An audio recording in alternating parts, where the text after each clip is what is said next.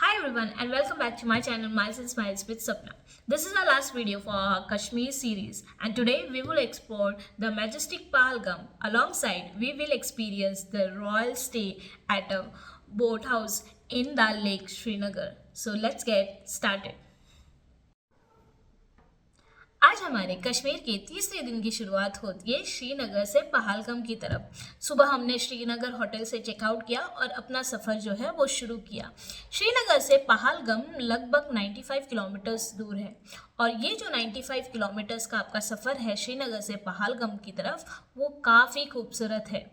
रास्ते में हम मशहूर पंपोर फील्ड से गुजरे और सर्दियों में ये जो पंपोर फील्ड्स हैं, केसर के फील्ड्स होते हैं, वो पूरी तरह से स्नो कवर्ड होते हैं और आपको ऐसा लगता है जैसे कि आप एक वाइट डेजर्ट यानी कि सफ़ेद रेगिस्तान में पहुंच गए हो। जहां तक आपकी नज़र जाती है वहां तक आपको स्नो दिखाई देता है और ये काफ़ी खूबसूरत लगता है। अब जैसे जैसे हम पहलगाम की तरफ बढ़ रहे थे वैसे वैसे टेम्परेचर जो है वो गिर रहा था, हमें जो सर्दी है वो बढ़ रही थी। बट कश्मीर में मुझे एक बात जो है वो दिल छू गई, वो है यहाँ के लोगों की मेहमान नवाजी। यहाँ पर कितनी ही सर्दी हो बट यहाँ के लोगों की मेहमान नवाजी आपके दिल को गर्माहट दे ही देती है। जैसे जैसे हम पहलगाम के नज़दीक पहुँचे तो वैसे वैसे वादियाँ जो है और भी हसीन लगने लगी थी। लाइडर नदी के साथ साथ चलना एक अलग ही सुकून भरा एक्सपीरियंस था। पहलगाम सिर्फ एक हिल स्टेशन नहीं है। पहलगाम पहुंचते ही हम सीधे टैक्सी स्टैंड चले गए जहां से पोनी राइड्स बुक हो रही थी। तो जैसे मैंने कहा हमारे पास समय कम था, इसलिए हमने डिसाइड किया कि हम बाइसरन वैली यानी कि मिनी स्विट्ज़रलैंड एक्सप्लोर करेंगे और उसके लिए हमने हमारे पोनी राइड्स बुक कर लिए और अब हम चले हमारे और एक एडवेंचरस राइड पर। जैसे ही हमारी पोनी राइड चली एक अलग सा एक्साइटमेंट फील हो गया। घने देवदार और केल के पेड़, ठंडी हवा और एकदम पहाड़ी नेचुरल रास्ते, ऐसे लग रहा था जैसे हम किसी फेरी टेल दुनिया में पहुंच गए हैं। पहले तो थोड़ा सा डर लगा पर जैसे जैसे हम आगे बढ़ते गए ये राइड और भी थ्रिलिंग होती गई। रास्ते भर राइडर नदी की हल्की आवाज़ हमें सुनाई दे रही थी और बर्फ से ढके पहाड़ और दूर दूर तक फैली हरियाली ने मन को मोह कर लिया था। कभी कभी एकदम से पोनी जो है चढ़ाई चढ़ता और तब एक एडवेंचरस थ्रिल फील होता। जब हम बाइसरन पहुंचे तो आंखों के सामने एक हसीन नज़ारा था। एक खुला मैदान जो पूरी तरह से स्नो कवर्ड था, चारों ओर बर्फ की पहाड़। वाकई में ये जगह मिनी स्विट्ज़रलैंड जैसे लग रही थी।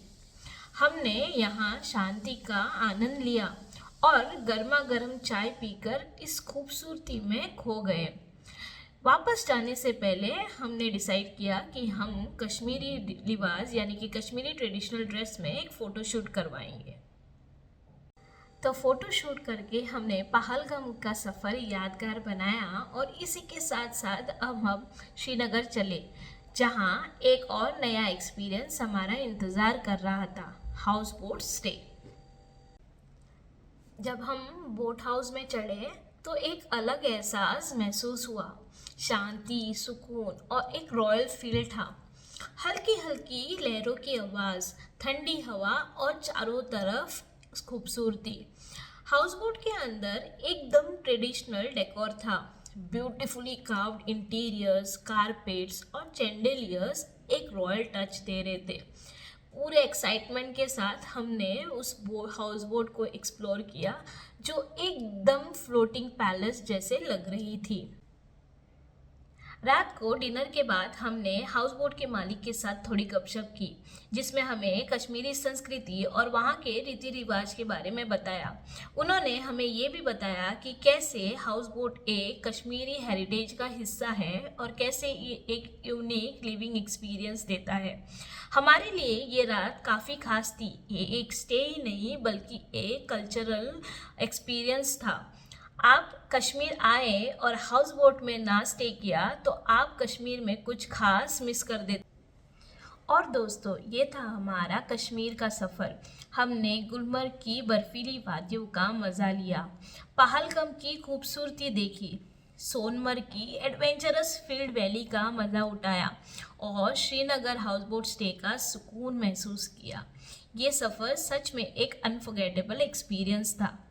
कश्मीर को यूं ही जन्नत नहीं कहा जाता, यहाँ की हर एक जगह अपनी एक कहानी कहती है। ये कश्मीर डायरीज यही समाप्त होती है, लेकिन नए सफ़र और नए एडवेंचर के साथ हम जल्दी वापस आएंगे।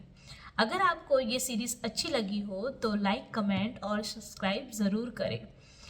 जल्दी मिलते हैं एक नए व्लॉग में नए डेस्टिनेशन के साथ।